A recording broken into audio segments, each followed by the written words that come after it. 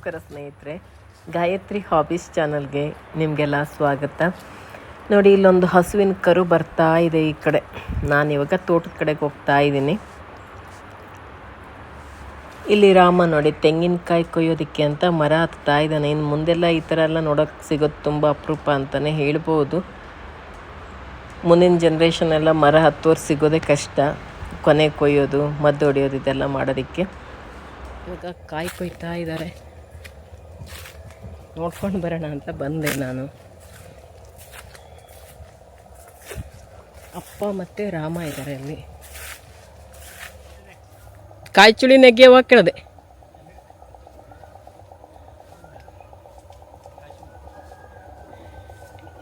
ಮತ್ತೊಂದು ಕಾಯಿ ಇದೆ, ಇಲ್ಲೊಂದಿಷ್ಟು ಕಾಯಿ ಇದ್ದಕ್ಕೂ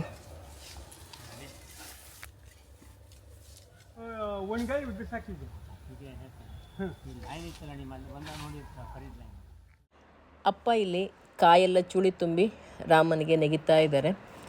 ಹಳ್ಳಿ ಕೆಲಸಕ್ಕೆಲ್ಲ ರಿಟೈರ್ಡ್ ಅಂತಲೇ ಇಲ್ಲ. ಜಾಬ್ ಆಗಿದ್ದರೆ ಯಾವಾಗಲೇ ರಿಟೈರ್ಡ್ ಆಗಿರೋದು. ಹಳ್ಳಿ ಕೆಲಸ ಎಷ್ಟು ವರ್ಷ ಮಾಡೋಕ್ಕಾಗತ್ತೋ ಮಾಡ್ತಾನೇ ಇರೋದು ಅಷ್ಟೇ. ಅದಕ್ಕೆ ರಿಟೈರ್ಡ್ ಅಂತ ಇರೋದೇ ಇಲ್ಲ. ಒಂದೊಂದು ಸಾರಿ ಅಪ್ಪ ಇಲ್ಲಿ ತೋಟದಲ್ಲೆಲ್ಲ ಕೆಲಸ ಮಾಡೋದು ನೋಡಿದಾಗ ಪಾಪ ಅನಿಸುತ್ತೆ. ಈ ಏಜಲ್ಲೂ ಅವ್ರು ಎಷ್ಟೊಂದು ಕೆಲಸ ಮಾಡ್ತಾ ಇರ್ತಾರೆ. ಆದರೆ ಹಳ್ಳಿ ಕೆಲಸ ತುಂಬಾ ಖುಷಿ ಕೊಡುತ್ತೆ. ಮತ್ತು ಅಷ್ಟೊಂದು ಆ್ಯಕ್ಟಿವ್ ಆಗಿರ್ತಾರಲ್ಲ, ನೋಡೋಕ್ಕೆ ಒಂಥರ ಖುಷಿನೇ. ಅದೇ ಥರ ಆ್ಯಕ್ಟಿವ್ ಆಗಿ ಯಾವಾಗೂ ಇರಲಿ ಅಂತೇಳಿ ದೇವರಲ್ಲಿ ಕೇಳ್ಕೊಳ್ಳೋದು. ಹಳ್ಳಿ ಕೆಲಸ ಹೇಗಂದರೆ ಎಷ್ಟು ಮಾಡ್ತಾಯಿದ್ರು ಕೂಡ ಕೆಲಸ ಮುಗೀತಂತಿಲ್ಲ. ಒಂದಾದ್ಮೇಲೆ ಒಂದೊಂದು ಕೆಲಸ ಇದ್ದೇ ಇರುತ್ತೆ. ಸ್ವಲ್ಪ ಕಾಯಿ ಹಾಕ್ಬಿಟ್ಟು ಶಿಯಾಳ ಕುಡ್ಕೊಂಡು ಬಂದೆ. ಶಿಯಾಳ ಕಟ್ಕೊಟ್ರು ನನಗೆ. ಹಾಗೆ ಕುಡ್ಕೊಂಡು ಬಂದೆ. ಈಗ ಕಾಯಿ ಕೊಯ್ದು ಮುಗೀತು. ಇವತ್ತು ತೆಂಗಿನಕಾಯಿನ ಕೊಯ್ತಾ ಇದ್ರು ನಮಗೆಲ್ಲ. ಅಪ್ಪ ಶಿಯಾಳ ಹೊಡ್ಕೊಟ್ಟಿದ್ದಾರೆ. ಶಿಯಾಳ ನೀರು ಕುಡಿದ್ಬಿಟ್ಟು ಇವಾಗ ಗಂಜಿ ತಿನ್ನಬೇಕು. ಬಗೆಲಿದ್ದ ಶಿಯಾಳ ಹೌದು, ತುಂಬಾ ಚೆನ್ನಾಗಿದೆ. ಅವತ್ತು ನಾವು ಸಂತೆಪೇಟೆಯಿಂದ ತೊಗೊಂಡು ಬಂದಿದ್ವಿ ಗೋಕರ್ಣದಿಂದ. ಅಷ್ಟೇನು ಚೆನ್ನಾಗಿರಲಿಲ್ಲ, ಸ್ವಲ್ಪ ಸಣ್ಣ ಸಣ್ಣ ಸೈಜ್ ಆಗಿತ್ತು. ಇದು ತುಂಬ ಚೆನ್ನಾಗಿದೆ.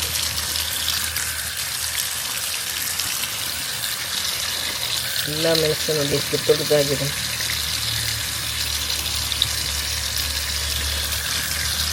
ಇವಾಗ ಇದನ್ನು ಕ್ಲೀನಾಗಿ ಒಂದ್ಸರಿ ತೊಳೆದ್ಬಿಟ್ಟು ಇವತ್ತೊಂದು ದಿನ ಹಾಗೆಯೇ ಬಿಸಿಲಲ್ಲಿ ಹರಡಿಟ್ಟಿರ್ತೀನಿ. ಅದು ಸ್ವಲ್ಪ ಬಾಡಲಿ.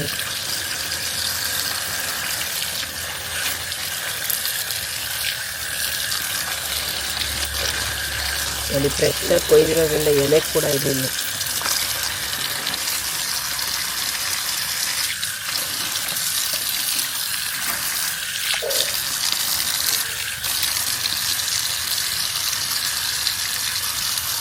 ದಿವಸ ಊಟಕ್ಕೆ ಕರ್ಕೊಂಡು ತಿನ್ನೋದಕ್ಕೆ ಚೆನ್ನಾಗಿರುತ್ತೆ. ಅದರಲ್ಲೂ ಮಳೆಗಾಲದಲ್ಲಂತೂ ತುಂಬಾ ಚೆನ್ನಾಗಿರುತ್ತೆ.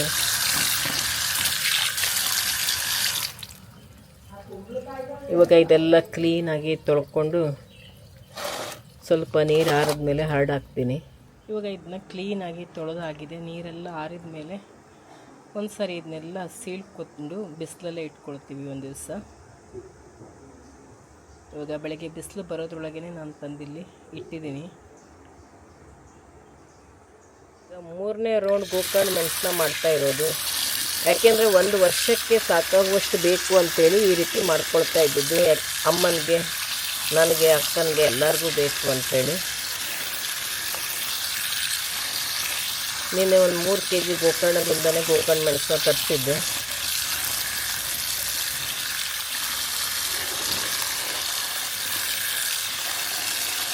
ತುಂಬ ಚೆನ್ನಾಗಿದೆ ಮೆಣಸು ಮಾತ್ರ. ನೋಡಿ, ಫ್ರೆಶ್ಶಾಗಿ ಬೆಳಿಗ್ಗೆ. ಅಮ್ಮ ಇವಾಗ ಈ ಮೆಣಸನ್ನೆಲ್ಲ ಸೀಳ್ತಾ ಇದ್ದಾರೆ. ಇದ್ರ ತುದಿ ಮಾತ್ರ ಸೀಳಬೇಕು, ಜಾಸ್ತಿ ಏನು ಸೀಳಬೇಕಂತಿಲ್ಲ. ತುದಿ ಸ್ವಲ್ಪ ಸೀಳಿದ್ರೆ ಆಯಿತು. ಇವಾಗ ಇದೆಲ್ಲವನ್ನು ಸೀಳ್ಕೊಂಡಿದ್ದಾಯಿತು. ನೋಡಿ, ಇದೆಲ್ಲ ಈ ರೀತಿ ಮಧ್ಯದಲ್ಲಿ ತುದಿಯಿಂದ ಸ್ವಲ್ಪ ಸೀಳ್ಕೊಂಡಿರೋದು. ಯಾಕೆಂದರೆ ಮಜ್ಜಿಗೆನ ಹೀರ್ಕೋಬೇಕು ಅದು ಚೆನ್ನಾಗಿ ಅಂಥೇಳಿ. ಇವಾಗ ಇದಕ್ಕೆ ಏನೆಲ್ಲ ಹಾಕ್ತೀವಿ ಅನ್ನೋದನ್ನು ತೋರಿಸ್ತೀನಿ. ಅದನ್ನು ಉಪ್ಪು ಹಾಕಿ,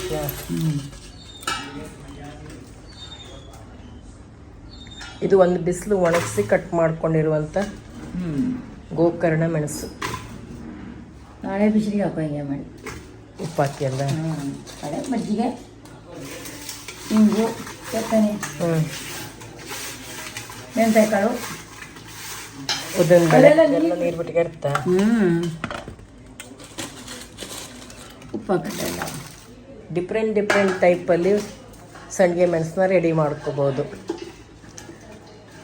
ಆಲ್ರೆಡಿ 2 ಟೈಪ್ ತೋರಿಸಿದ್ದೀನಿ ನಿಮಗೆ, ಇದು 3ನೇ ಟೈಪ್. ಇದು ಎಲ್ಲವೂ ಕೂಡ ಚೆನ್ನಾಗಿಯೇ ಆಗುತ್ತೆ, ಹೇಗೆ ಬೇಕಾ ಹಾಗೆ ಮಾಡ್ಕೋಬೋದು. ಒಬ್ಬೊಬ್ಬರಿಗೆ ಒಂದೊಂದು ಥರ ಇಷ್ಟ ಆಗುತ್ತೆ, ಆ ರೀತಿಯಲ್ಲಿ ಅವರು ಮಾಡ್ಕೋಬೋದು.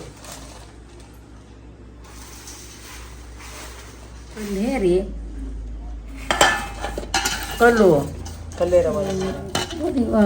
ಇಟ್ಟಿದ್ದಾರೆ, ಒಳಕಲ್ಲು ಸಣ್ಣದು ಪ್ಲಾಸ್ಟಿಕ್ ಹಾಕೋದ ಮೇಲೆ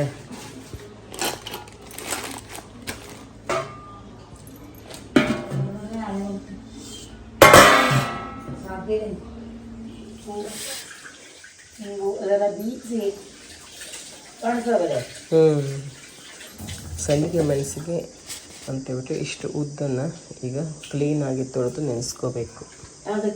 ಸಂಡಿಗೆ ಮೆಣಸಿಗೆ 1 ಚಮಚ ಮೆಂತ್ಯ ಕಾಳು, ಉದ್ದು ಮತ್ತು ಮೆಂತ್ಯನ ಎರಡನ್ನೂ ಒಟ್ಟು ನೆನೆಸಿಟ್ಕೋಬೇಕು. ಇವಾಗ ಉಪ್ಪು ಹಾಕಿಟ್ಟಿರುವಂಥ ಗೋಕರ್ಣ ಮೆಣಸೆಲ್ಲ ಈಗ ತೆಗೆದು ಒಣಸ್ಕೊಳ್ಳೋಣ. ನೀರು ಬಿಟ್ಟಿದೆ ನೋಡಿ, ಈಗ ತೆಳುವಾಗಿ ಹರಡ್ಕೊಳ್ಳೋಣ. ಸ್ವಲ್ಪ ಆರಲಿ ಅದೆಲ್ಲ, ನೀರಂತ ಇಲ್ಲ, ಇದು ಉಪ್ಪು ನೀರು ಅಷ್ಟೇ, ಬೇರೆ ಅಂತ ನೀರಿಲ್ಲ. ಸ್ವಲ್ಪ ಬಾಡಬೇಕು ಇದು ಮೆಣಸು. ಇನ್ನೂ ಸ್ವಲ್ಪ ಬಾಡಿದ ಮೇಲೆ ಅದನ್ನ ಮಜ್ಜಿಗೆಗೆ ಹಾಕಬೇಕು. ಒಂದು ದಿವಸ ಹಾಗೇ ಒಣಸ್ಕೊಂಡ್ವಿ, ಇನ್ನೊಂದು ದಿವಸ ಈಗ ಸೀಲ್ಬಿಟ್ಟು ಉಪ್ಪು ಹಾಕಿ ಒಣಸ್ತಾ ಇದ್ದೀವಿ.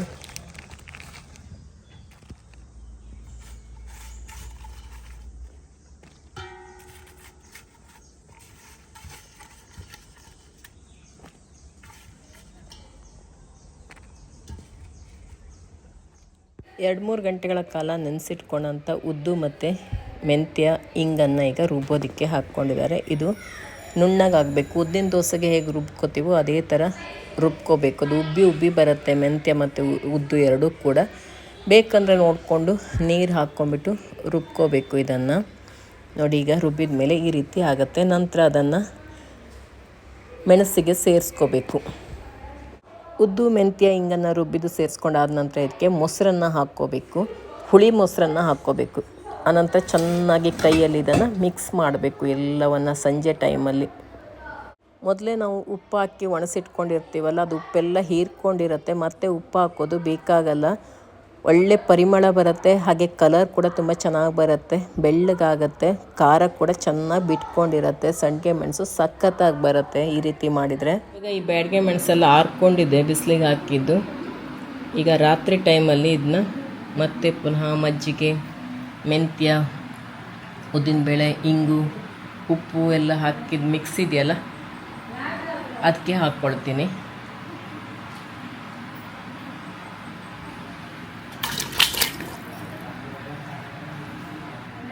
ಮಾರನೇ ದಿವಸ ಬಿಸಿಲಿಗೆಲ್ಲ ಹಾಕಿ ತೆಗೆದಾದಮೇಲೆ, ಅದು ತಣ್ಣಗಾದಮೇಲೆ ಮತ್ತೆ ಪುನಃ ಇದನ್ನು ಈ ಮಜ್ಜಿಗೆ, ಉದ್ದು ಇವೆಲ್ಲ ಬೀಸ್ಕೊಂಡಿದ್ದೆಲ್ಲ ಹಾಕಿರ್ತೀವಲ್ಲ ಅದ್ರ ಜೊತೆಗೆ ಮಿಕ್ಸ್ ಮಾಡಿ ಚೆನ್ನಾಗಿ ಹೀರ್ಕೊಳ್ಳೋ ಥರ ಅದನ್ನ ಮುಚ್ಚಿಡಬೇಕು. ಅದ್ರ ಮೇಲೆ ಒಂದು ವೇಟೆಲ್ಲ ಹಾಕಿಬಿಟ್ಟು ಮುಚ್ಚಿಡಬೇಕು. ಹಾಗೆ 3 ದಿನಗಳ ಕಾಲ ಇದನ್ನು ಈ ರೀತಿ ಸಂಜೆ ಟೈಮಲ್ಲಿ ಮಜ್ಜಿಗೆಯಲ್ಲಿ ನೆನೆಸಿಟ್ಕೋಬೇಕು, ಬಿಸಿಲಲ್ಲಿ ಒಣಸ್ಕೋಬೇಕು. ಅದಾದ ನಂತರ ಮತ್ತೊಂದು 3 ದಿನ ಬಿಸಿಲಿಗೆ ಒಣಸ್ಕೊಂಬಿಟ್ರೆ ಸಂಡಿಗೆ ಮೆಣಸು ರೆಡಿ ಆಗಿಬಿಡುತ್ತೆ. ಕಲರ್ ನೋಡಿ ಎಷ್ಟು ಚೆನ್ನಾಗಿ ಬಂದಿದೆ ಅಂತೇಳಿ, ಬೆಳ್ಳಗೆ ಬಂದಿದೆ. ಹಗಲಲ್ಲಿ ಇದನ್ನು ಒಣಸ್ಕೋಬೇಕು, ರಾತ್ರಿಯಲ್ಲಿ ಮಜ್ಜಿಗೆಯಲ್ಲಿ ಹಾಕಿಟ್ಕೋಬೇಕು. ಇವಾಗ ಈ ಮಜ್ಜಿಗೆ ಮೆಣಸೆಲ್ಲ ಮತ್ತೆ ಬಿಸಿಲಿಗೆ ಇದ್ರ ಮೇಲೆ ಹರಡ್ಕೋಬೇಕು. ಇದು 3ನೇ ದಿವಸ ಹಾಕಿರುವಂಥದ್ದು, ಕೊನೆಯ ದಿನ ಮತ್ತೆ ಹಾಕೋದು ಬೇಕಾಗಲ್ಲ. 6ನೇ ದಿನ ಬೆಳಿಗ್ಗೆ ಇದನ್ನು ಈಗ ಬಿಸಿಲಿಗೆ ಒಣಗಿಸ್ತಾ ಇದ್ದೀನಿ. ಚೆನ್ನಾಗಿ ಗರಿಯಾಗಿ ಒಣಗಿದೆ. ಇವತ್ತು ಸಾಯಂಕಾಲ ಇದನ್ನು ಎತ್ತಿಟ್ಟು ಆರಿದ ಮೇಲೆ ಇದನ್ನು ಡಬ್ಬದಲ್ಲಿ ಹಾಕಿಟ್ಕೊಂಡ್ರೆ ಬೇಕಾದಾಗ ಇದನ್ನು ಕರ್ಕೋಬೋದು, ಒಗ್ಗರಣೆಗೆಲ್ಲ ಹಾಕ್ಕೋಬೋದು. ತುಂಬ ಚೆನ್ನಾಗಿರುತ್ತೆ. 1 ವರ್ಷಗಳ ಕಾಲ ಇಟ್ಟು ಬಳಸ್ಕೋಬೋದು. ಇವಾಗ ಬನ್ನಿ ಹಲಸಿನಕಾಯಿ ಕೊಯ್ಕೊಂಡು ಬರೋಣ. ಹಪ್ಪಳ ಮಾಡೋದಕ್ಕೆ ಕೆಳಗಡೆನೇ ಆಗಿದೆ ಹಲಸಿನಕಾಯಿ, ಕೊಯ್ಯೋದಕ್ಕೆ ಚೆನ್ನಾಗಿರುತ್ತೆ. ಇದು ಕೊಯ್ದ ಮೇಲೆ ಹಯ್ಯ ಬರುತ್ತಲ್ಲ, ಆಮೇಲೆ ಈ ಥರ ತೋಟದಲ್ಲಿ ಬಿದ್ದಿರುತ್ತಲ್ಲ ಅಡಿಕೆ ಮರದ ಹಾಳೆ, ಅದನ್ನ ಕಡಿದು ಅದರಲ್ಲಿ ಹಾಕ್ಕೊಂಡು ಹೋದರೆ ಹಿಡ್ಕೊಂಡು ಹೋಗೋದು ಆರಾಮು, ಚುಚ್ಚಲ್ಲ ಅದು ಕೈಗೆಲ್ಲ, ಮತ್ತು ಹಯ್ಯ ಕೂಡ ಬೀಳಲ್ಲ. ಅಪ್ಪ ಇವಾಗ ಕಾಯಿ ಸುಲಿಯೋ ಸುಲಿಗೆ ಇರುತ್ತಲ್ಲ ಅದರಲ್ಲಿ ಹಲಸಿನಕಾಯಿನ ಕಟ್ ಮಾಡ್ತಾ ಇದ್ದಾರೆ.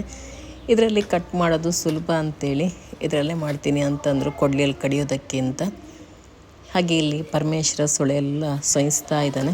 ಅದಾದ ನಂತರ ಇಲ್ಲಿ ನಾವು ಬೇಯಿಸೋದಕ್ಕೆ ಇಟ್ಕೊಂಡ್ವಿ, ಸ್ವಲ್ಪ ಉಗಿ ಮೇಲೆ ಬೇಯಿಸೋದಕ್ಕೆ ಇಟ್ಕೊಂಡ್ವಿ. ಇನ್ನು ಸ್ವಲ್ಪ ನೀರು ಉಪ್ಪು ಎಲ್ಲ ಹಾಕಿಬಿಟ್ಟು ಬೇಯಿಸೋದಕ್ಕೆ ಇಟ್ಕೊಂಡ್ವಿ. ಉಗಿ ಮೇಲೆ ಬೇಯಿಸ್ತಿರೋದಕ್ಕೆ ನೀರು ಏನೂ ಹಾಕಿಲ್ಲ, ಉಪ್ಪು ಏನೂ ಹಾಕಿಲ್ಲ. ಒಂದ್ಸಲ ಮೇಲೆ ಕೆಳಗೆ ಮಾಡ್ಕೊಳ್ಳವ. ಅಡಿಗಳನ್ನು ಬೇಯ್ತಿದ್ದಾರೆ. ಕೆಳಗಣ ಮೇಲೆ ಮೇಲಣ ಕೆಳಗೆ. ಉಗಿ ಮೇಲೆ ಚೆನ್ನಾಗಿ ಬೆಂದ್ಕೊಂಡಿದೆ. ಇವಾಗ ಬಿಸಿ ಬಿಸಿ ಇರುವಾಗಲೇ ಇದನ್ನ ರುಬ್ಕೋಬೇಕು. ನನಗಿನ್ನ ಒರಳಕಲ್ಲಲ್ಲೇ ರುಬ್ತೀನಿ, ರುಬ್ಬಕ್ಕೆ ಚೆನ್ನಾಗಿರುತ್ತೆ. ಇದನ್ನ ಚಿಪ್ಸಿಗೆ ಅಂತ ಕಟ್ ಮಾಡ್ಕೊಂಡಿದ್ದಾಗಿತ್ತು, ಆದರೆ ಇದು ಚಿಪ್ಸಿಗೆ ಬರಲ್ಲ, ಜಾಸ್ತಿ ಬೆಳೆದು ಬಿಟ್ಟಿದೆ, ಚಿಪ್ಸ್ ಮೆತ್ತಗಾಗ್ಬಿಡತ್ತೆ ಅಂಥೇಳಿ ಹಪ್ಪಳ ಮಾಡೋದಕ್ಕೆ ಅಂಥೇಳಿ ಬೇಯಿಸ್ಕೊಂಡ್ವಿ. ಅದಕ್ಕೆ ಈ ರೀತಿ ಉದ್ದುದ್ದೆಲ್ಲ ಕಟ್ ಮಾಡ್ಕೊಂಡಿರೋದು. ಇದು ಚಿಪ್ಸಿಗೆ ಅಂತೆಲ್ಲ ಕಟ್ ಮಾಡಿ ಒಂದು ಸ್ವಲ್ಪ ಎಣ್ಣೆ ಕರೆದು ನೋಡಿದಾಗ ಅದು ತುಂಬ ಮೆತ್ತಗಾಗಿತ್ತು, ಮತ್ತು ಒಂಥರ ಸಿಹಿ ಕೂಡ ಆಗಿಬಿಟ್ಟಿತ್ತು. ಅದಕ್ಕೆ ಮತ್ತೆ ಬರಲ್ಲ ಅಂಥೇಳಿ ಹಪ್ಪಳಕ್ಕೆ ಬೇಯಿಸ್ಕೊಂಡಿದ್ದಾಗಿದೆ ಉಗಿಯಲ್ಲಿ.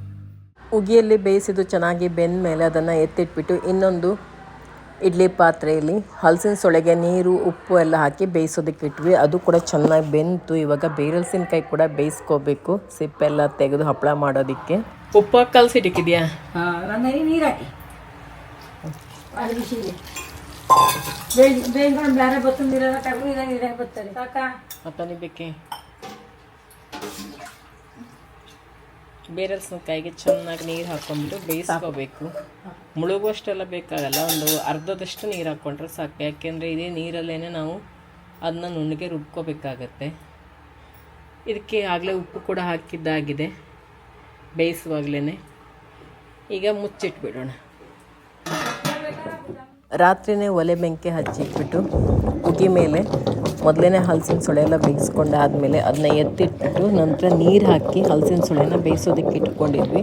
ಅದು ಚೆನ್ನಾಗಿ ರಾತ್ರಿಯೇ ಬೆಂದಿರುತ್ತೆ, ಉಪ್ಪೆಲ್ಲ ಹಾಕಿ ಬೇಯಿಸಿಟ್ಕೊಳ್ಳೋದು. ಇವಾಗ ಬೆಳಿಗ್ಗೆ ಎಲ್ಲ ಚೆನ್ನಾಗಿ ಅದು ಆರಿರುತ್ತೆ, ಸ್ವಲ್ಪ ಸ್ವಲ್ಪ ಬಿಸಿ ಇರುತ್ತೆ, ಸ್ವಲ್ಪ ಬೆಚ್ಚಗಿರುತ್ತೆ. ಇವಾಗ ಬೀಸೋದಕ್ಕೂ ಚೆನ್ನಾಗಿರುತ್ತೆ. ನಾನಿಲ್ಲಿ ಒರಳಕಲ್ಲಲ್ಲಿ ಬೀಸ್ಕೊಳ್ತಾ ಇದ್ದೀನಿ, ರುಬ್ತಾ ಇದ್ದೀನಿ. ಇದನ್ನು ರುಬ್ಬಕ್ಕೆ ತುಂಬ ಚೆನ್ನಾಗಿರುತ್ತೆ, ಸ್ವಲ್ಪ ಬಿಸಿ ಬಿಸಿ ಇರೋದ್ರಿಂದ ಚೆನ್ನಾಗಿ ಮೃದುವಾಗಿ ಬೆಂದಿರುತ್ತಲ್ಲ.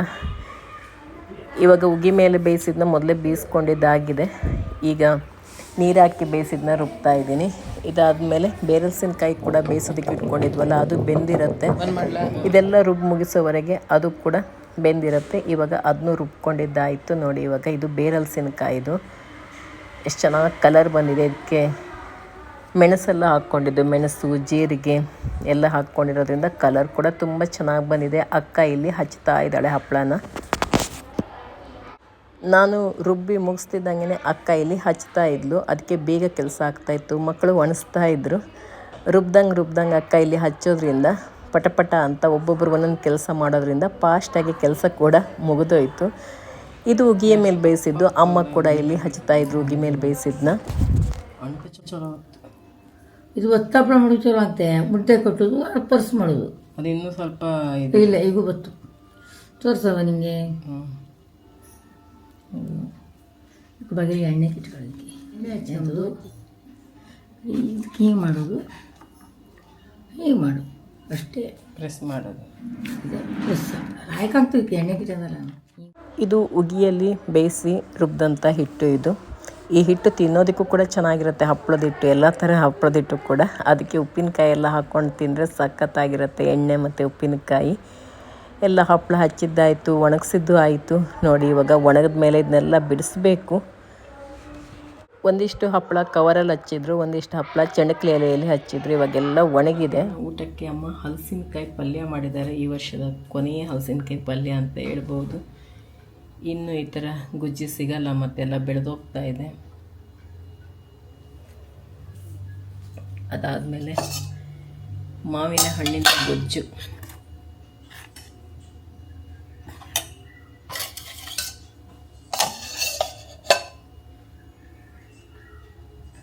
ಮೊಸರು,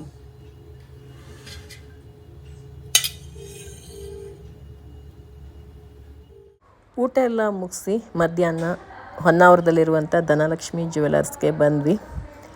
ಗೋಲ್ಡ್ ಪರ್ಚೇಸ್ ಮಾಡೋಣ ಅಂತೇಳಿ ಇಲ್ಲಿ ಎಲ್ಲ ಡಿಸೈನ್ಸ್ ಎಲ್ಲ ನೋಡ್ತಾ ಇದ್ವಿ. ನಾನೊಂದು ಇಯರಿಂಗ್ಸ್ ತೊಗೋಬೇಕು ಅಂತ ನೋಡ್ತಾ ಇದ್ದೆ. ಕುಡುಕ್ ತೊಗೋಬೇಕು, ತುಂಬ ಚೆನ್ನಾಗಿರುತ್ತೆ ಅಂತೇಳಿ. ಡಿಸೈನ್ಸ್ ಎಲ್ಲ ತುಂಬ ಚೆನ್ನಾಗಿತ್ತು, ಎಲ್ಲನೂ ತೋರಿಸಿದ್ರು.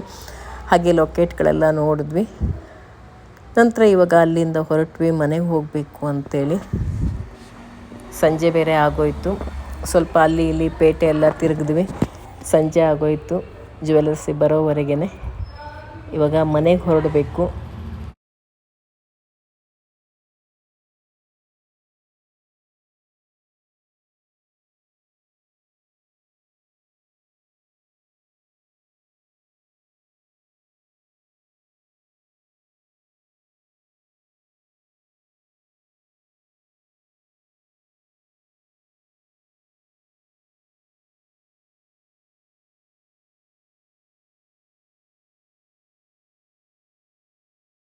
ಹೊನ್ನಾವರಕ್ಕೆ ಬಂದಮೇಲೆ ಗಡ್ಬಡ್ ತಿಂದೆ ಹೋದರೆ ಹೇಗೆ ಅಲ್ವಾ, ತುಂಬ ಚೆನ್ನಾಗಿರುತ್ತೆ ಇಲ್ಲಿ. ಗಡ್ಬಡ್ ತಿನ್ನೋಣ ಅಂತೇಳಿ ಬಂದ್ವಿ. ಅಮ್ಮ ಗಡ್ಬಡ್ ತಿನ್ನಲ್ಲ, ಅವರು ಫ್ರೂಟ್ಸ್ ತೊಗೊಂಡ್ರು. ನಾವಿಲ್ಲಿ ಗಡ್ಬಡ್ ತೊಗೊಳ್ತಾ ಇದ್ದೀವಿ. ಅಪ್ಪ ಗಡ್ಬಡ್ ಜಾಸ್ತಿ ಆಗುತ್ತೆ ಬೇಡ ಅಂತೇಳಿ ಅವರು ಫ್ರೂಟ್ಸ್ ಸಲಾಡ್ ತೊಗೊಂಡ್ರು. ಇವಾಗ ತಿಂದುಬಿಟ್ಟು ಮನೆ ಕಡೆಗೆ ಹೊರಡಬೇಕು.